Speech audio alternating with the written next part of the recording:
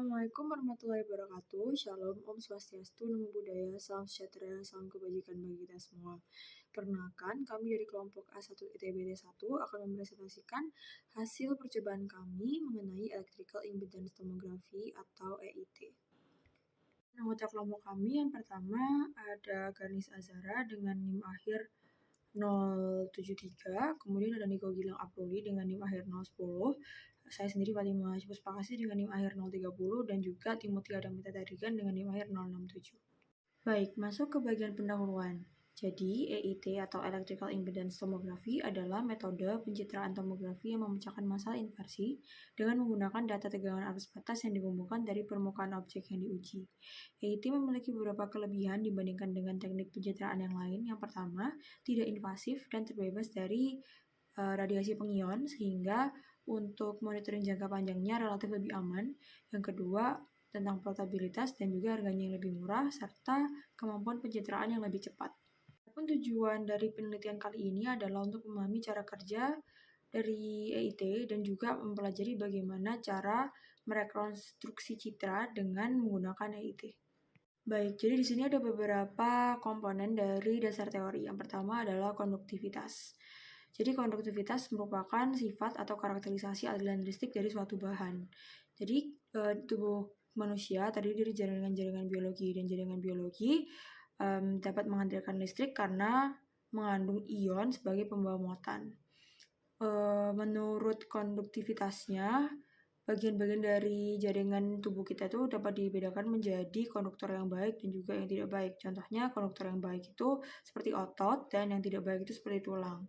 Konduktivitas pada bagian dari jaringan tubuh diekspresikan dengan satuan Siemens per meter yang merupakan konduktan dari unit pada jaringan dan bervariasi dari 15,4 milisiemens per cm untuk cairan cerebrospinal hingga 0,06 milisiemens per cm untuk tulang.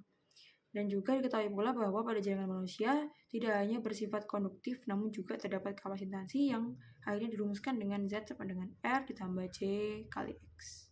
Dan yang kedua adalah tentang EIT itu sendiri. EIT atau Electrical Impedance Tomography merupakan modalitas pencitraan yang memperkirakan sifat listrik di bagian dalam objek dari pengukuran yang dilakukan di permukaannya, di mana arus akan diinjeksikan ke dalam objek melalui elektroda yang ditempatkan di permukaan. Kemudian hasil tegangan elektroda akan diukur dan yang mana hasil citranya akan ditentukan oleh distribusi impedansi pada objek yang diukur. Jadi di sini ada sebuah gambar A dan gambar B. Jadi gambar A ini merupakan diagram dari pengukuran potensialnya. Jadi mula-mula pengukuran potensial diukur dengan menginjeksikan sinyal arus konstan pada satu frekuensi ataupun dengan multifrekuensi. Kemudian yang di bagian B ini merupakan gambaran dari hasil potensial yang diinduksi, di mana hasilnya akan diukur pada dua elektroda. Kemudian selanjutnya ada VCCS. VCCS merupakan metode untuk membuat sumber arus dengan mengontrol tegangan masukannya. Artinya, besar arus yang dikeluarkan bergantung juga dari nilai tegangan. Rangkaian VCCS Howland merupakan rangkaian yang paling banyak digunakan dalam EIT. Dan rangkaian ini bekerja dengan menggunakan sebuah op-amp sebagai penguat sinyal, di mana input pada rangkaian VCCS itu berupa tegangan dan keluarannya adalah arus. Outputnya dikontrol oleh resistor pada sisi feedback positif dan negatif. Kemudian ada 3 lagi lainnya. Yang pertama DeMux dan MUX. DeMux sendiri merupakan singkatan dari demultiplexer, yang mana adalah suatu rangkaian logika yang menerima satu input data yang kemudian mendistribusikannya menjadi beberapa output.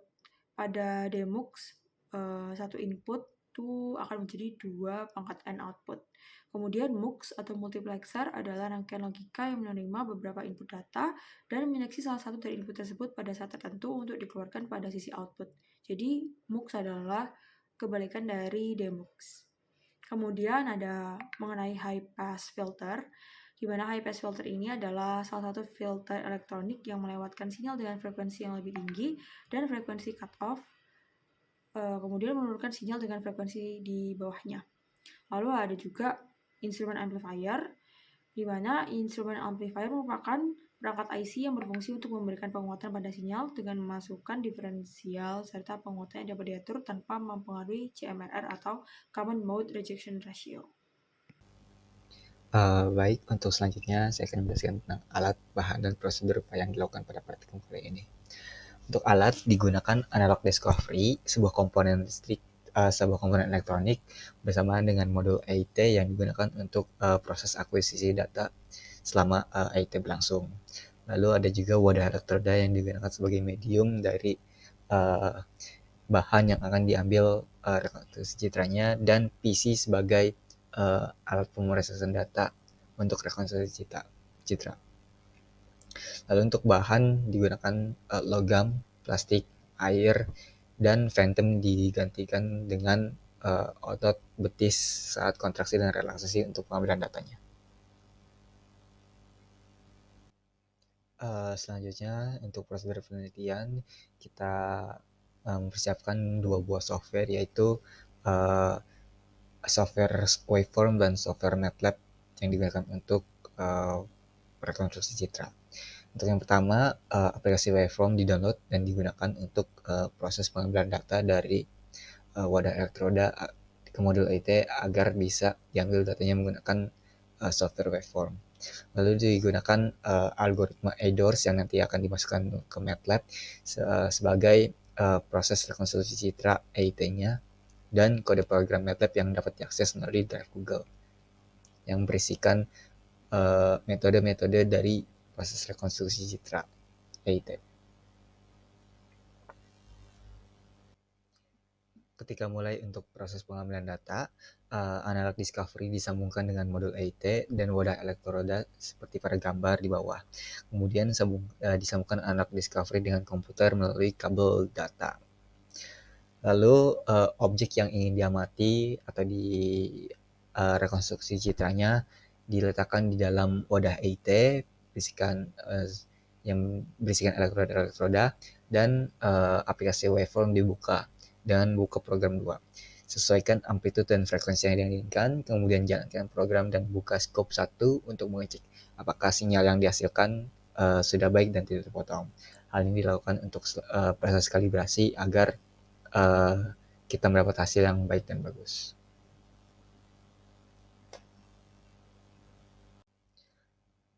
Selanjutnya, pengambilan data dilanjutkan dengan menjalankan program Waveform untuk mengenai pengambilan data. Dan jika program sudah selesai berjalan, maka pada plot grafik akan menampilkan hasil dari data tegangan plot 1 dan data berupa fase dari uh, fase selama pengambilan, dan kedua file akan tersimpan dalam folder format .csv yang nantinya bisa diubah menjadikan format Excel agar menjaga nilai dari titik komanya sesuai dengan apa yang kita inginkan. Lalu untuk pada tahap rekonstruksi citra, kita bisa membuka MATLAB dan buka file rekonstruksi yang diinginkan, atur path file ADORS dan data yang akan direkonstruksi. ADORS digunakan sebagai algoritma untuk merekonstruksi data EIT. Lalu program bisa dijalankan dan hasilnya akan tampak. Untuk masing-masing metode untuk rekonstruksi bisa kita ubah nilai-nilai para hiperparameternya hingga mendapatkan hasil yang paling baik menurut kita, atau hasil yang mendekati realitanya. Baiklah, di sini saya akan menjelaskan mengenai hasil dan pembahasan mengenai praktikum EIT. Yang pertama merupakan tabel hasil data statistik konduktivitas yang didapatkan dari waveforms yang sudah kita cari. Ada dua yang didapatkan, yaitu VRMS dan fase dari setiap percobaan yang dilakukan. Logam dan isolator, betis relaksasi, dan betis kontraksi. Di mana dari setiap nilai VRMS dan fase akan dicari nilai range, yaitu nilai minimumnya dan nilai maksimumnya. Selanjutnya akan dicari rata-ratanya serta dicari standar deviasi yang mana nantinya file-file tersebut akan diimport menuju MATLAB untuk dilakukan rekonstruksi citra secara 2D. Nah, untuk hasil-hasil perhitungannya bisa dilihat pada tabel yang sudah tertera di PPT. Selanjutnya saya akan menjelaskan mengenai hasil-hasil dari rekonstruksi citra yang sudah didapatkan. Langsung saja saya akan menjelaskan hasil dari percobaan yang pertama, yaitu rekonstruksi citra logam. Nah, dari rekonstruksi citra logam sendiri bisa kita lihat karena barang yang kita cek merupakan sebuah logam, artinya merupakan sebuah konduktor. Sehingga seharusnya mempunyai sebuah konduktivitas yang tinggi dan bisa ditandai dengan warna merah. Karena kita meletakkan logamnya pada pinggiran di dekat elektroda, sehingga apabila kita bandingkan dengan hasil yang terdapat pada PPT atau pada tabel yang sudah ditampilkan, maka metode yang paling sesuai atau menghasilkan citra yang paling sesuai adalah metode yang pertama, yaitu metode one step Gauss-Newton, dan yang kedua metode Gauss-Newton iterasi menggunakan data referensi. Nah, untuk metode one step Gauss-Newton yang paling bagus hasilnya yang memiliki hyperparameter paling tinggi. Sedangkan hal tersebut juga sama berlaku pada metode Gauss-Newton iterasi menggunakan data referensi, yang mana bisa kita lihat warna merah pekat pada bagian bawah kiri menunjukkan konduktivitas tinggi yang menandakan bahwa hal tersebut adalah logam pada hyperparameter yang paling tinggi. Selanjutnya untuk percobaan kedua, kita membahas hasil rekonstruksi citra plastik. Nah, untuk plastik sendiri, karena merupakan sebuah isolator, sehingga kita akan mencari citra yang memiliki konduktivitas rendah. Nah, konduktivitas rendah sendiri bisa ditandai dengan warna biru. Untuk itu, bisa kita lihat metode yang paling sesuai dengan hal tersebut, harapan tersebut adalah yang pertama metode total variation dan metode Gauss-Newton iterasi menggunakan data referensi. Hal tersebut bisa kita lihat dari metode total variation. Pada setiap hyperparameter yang digunakan, selalu terdapat bulatan biru yang menandakan bahwa bulatan tersebut merupakan bulatan dengan konduktivitas rendah atau plastik atau isolator. Nah, dan kita bisa lihat semakin besar dari hyperparameternya, maka hasil yang dihasilkan semakin sesuai karena hanya terdapat bulatan biru tanpa adanya bulatan merah ataupun bercak-bercak merah. Untuk yang selanjutnya, mengenai metode Gauss-Newton iterasi menggunakan data referensi, juga memiliki kesesuaian karena walaupun masih terdapat konduktivitas berupa warna merah, namun bisa kita lihat bentuk dari konduktivitas rendahnya, yaitu warna birunya, sudah terlihat di pinggir. Nah, kemungkinan dari konduktivitas warna merah yang terjadi bisa diakibatkan karena masih adanya sisa-sisa dari ion logam yang digunakan pada percobaan sebelumnya. Untuk percobaan ketiga, kita akan membahas hasil rekonstruksi citra logam dan plastik. Nah, bentuk dari citra yang kita harapkan adalah citra akan menunjukkan dua wilayah. Yang pertama, sebuah wilayah dengan konduktivitas rendah ditandai dengan warna biru yang terpisah, dan yang mana satu wilayah lainnya adalah sebuah wilayah dengan konduktivitas tinggi dengan warna merah. Apabila kita bandingkan asumsi tersebut dengan tabel hasil pengamatan, maka metode yang paling sesuai adalah metode one step Gauss-Newton dan metode Newton iterasi menggunakan data referensi. Hal tersebut bisa dilihat dari penggunaan metode tersebut dengan menggunakan hyperparameter paling tinggi senilai 0,05 pada metode one step Gauss-Newton dan 0,5 pada metode Gauss-Newton menggunakan data referensi, terdapat dua daerah yang berdekatan, yang mana daerah berwarna biru menandakan konveks rendah, artinya hal tersebut merupakan plastik, dan satunya lagi merupakan wilayah berwarna merah yang memiliki arti konveks tinggi yang berarti merupakan sebuah logam. Untuk percobaan terakhir atau pengamatan terakhir, yang diamati merupakan sebuah hasil rekonstruksi citra kontraksi betis. Jika sebelumnya kita menggunakan wadah elektroda, pada kali ini kita akan menggunakan sebuah elektroda yang ditempelkan pada permukaan kulit secara langsung. Dan data referensi yang digunakan bukanlah air lagi, namun sebuah betis ketika relaksasi.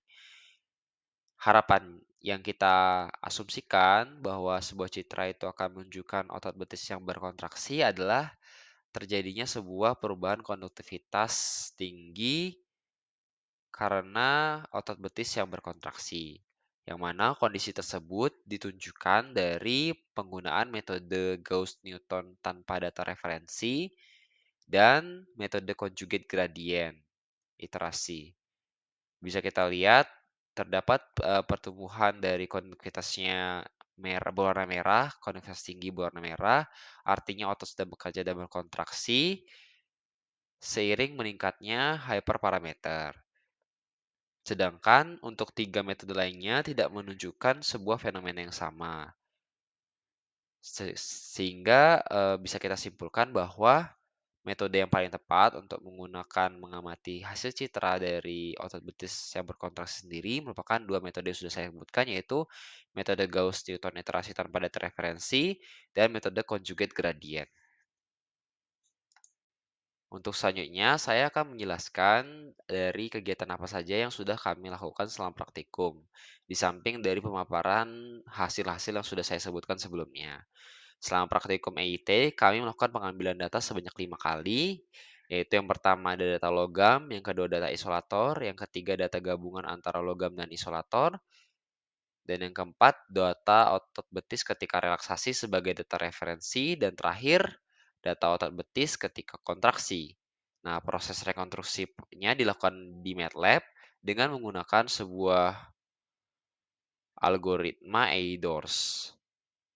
Algoritmanya sendiri bersifat open course sehingga sering digunakan untuk modeling dan rekonstruksi citra medis, di mana algoritma yang digunakan mencakup 5 metode. Yang pertama metode one step Gauss-Newton, yang kedua metode Gauss-Newton iterasi menggunakan data referensi, yang ketiga metode Gauss-Newton iterasi tanpa data referensi, yang keempat metode total variation, dan yang kelima metode conjugate gradient.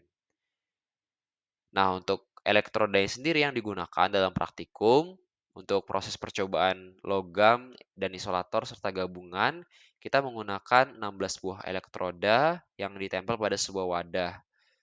Nah, sedangkan untuk pengambilan data betis ketika relaksasi dan kontraksi, kita hanya menggunakan 8 elektroda yang ditempel pada permukaan kulit secara melingkar. Selanjutnya, perbedaan jumlah elektroda akan menghasilkan perbedaan kualitas dan akurasi dari citra yang dikonstruksi. Nah, pada wadah elektroda tersebut dan betis, pemasangannya dilakukan secara melingkar dan berjarak. Tujuannya adalah supaya model mesh yang dihasilkan bisa menghasilkan rekonstruksi citra yang sesuai dengan yang kita inginkan. Nah, dalam percobaan sendiri, kita menggunakan 3 nilai hyperparameter untuk masing-masing metode, yang mana nilai-nilai tersebut sudah ditetapkan di awal sehingga terciptanya 3 citra yang berbeda sesuai dengan hyperparameter yang digunakan. Selanjutnya, saya akan menjelaskan metode-metode yang digunakan. Yang pertama itu ada metode one step Gauss-Newton, di mana metode ini menggunakan sebuah solusi linear untuk mendapatkan hasil perubahan konduktivitas dari batas tegangan pada elektroda yang dipasang dan merupakan sebuah modifikasi dari metode Gauss-Newton. Yang kedua, metode iterasi Gauss-Newton menggunakan referensi. Menggunakan sebuah model matematika Gauss-Newton dengan pengulangan iterasi dan data referensi. Sehingga dilakukan perhitungan lebih dari sekali dan output perhitungan dijadikan satu hingga menghasilkan sebuah citra yang lebih berkualitas. Untuk referensi sendiri yang digunakan pada percobaan logam, isolator, dan gabungan adalah air, sedangkan pada kontraksi adalah betis yang relaksasi. Selanjutnya, metode iterasi Gauss-Newton tanpa referensi dilakukan dengan perhitungan mode Gauss-Newton dengan pengulangan iterasi yang lebih lama dikarenakan tidak menggunakan adanya data referensi. Yang keempat ada metode total variation yang mana kita menggunakan regulasi pada EIT sehingga menghasilkan citra yang detail dan tajam dengan minimnya noise dan artifak. Yang metode terakhir, metode conjugate gradient dengan iterasi, dilakukan iterasi untuk menyelesaikan optimalisasi dalam skala besar. Metode ini meminimalisir penggunaan fungsi polinomial dengan menggunakan arah conjugate gradient, sehingga matriks A memiliki karakteristik yang ortogonal. Nah, untuk selanjutnya, saya akan menjelaskan indikasi dan keterangan-keterangan yang kami gunakan saat praktikum. Nah, seperti yang saya sudah lakukan di awal hasil dan pembahasan, di mana saya membedakan sebuah hasil dari rekonstruksi tersebut dari warna berdasarkan konduktivitas objek yang diamati.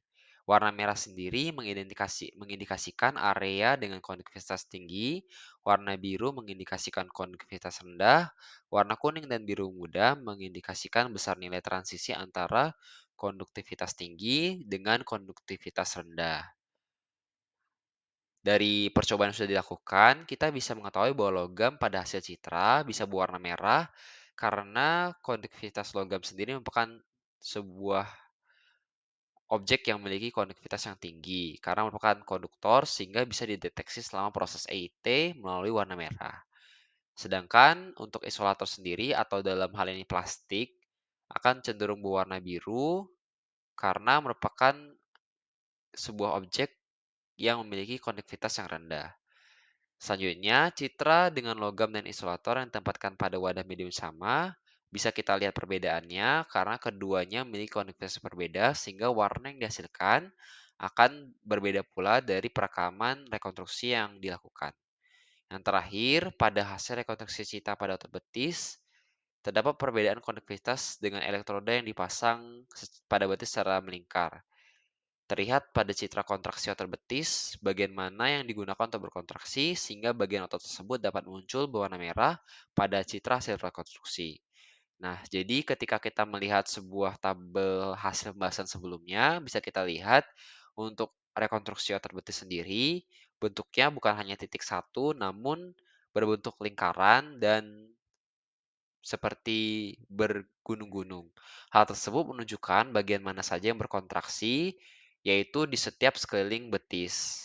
Hal tersebut menunjukkan bahwa setiap otot di sekeliling betis bekerja ketika betis tersebut dikontraksikan oleh manusia. Mungkin itu saja pembahasannya, selanjutnya akan dijelaskan kesimpulan oleh teman saya.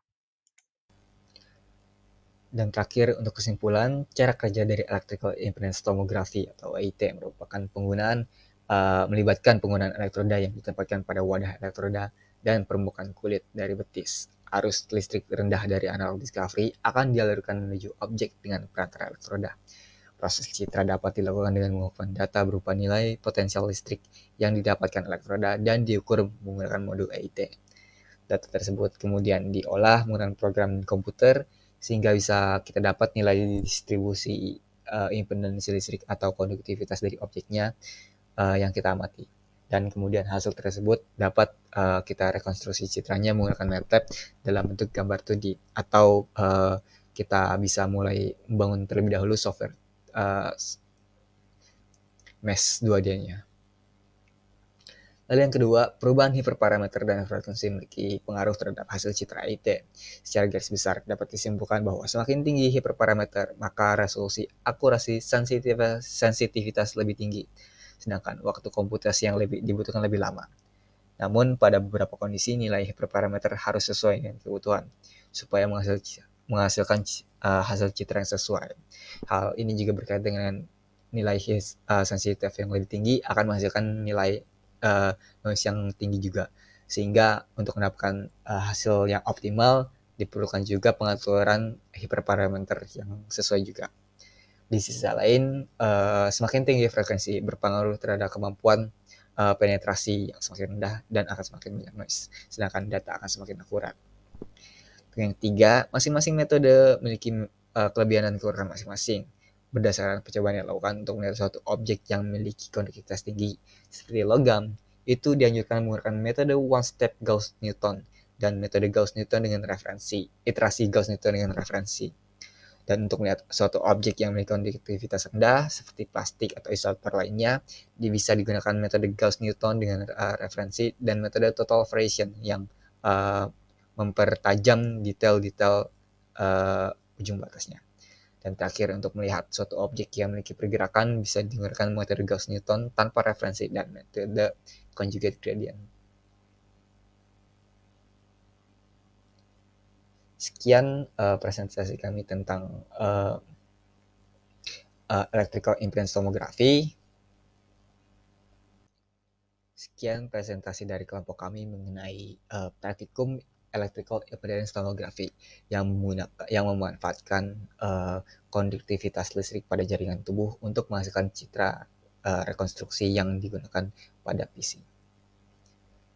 Kami dari kelompok A1 kelas T2 mengucapkan terima kasih.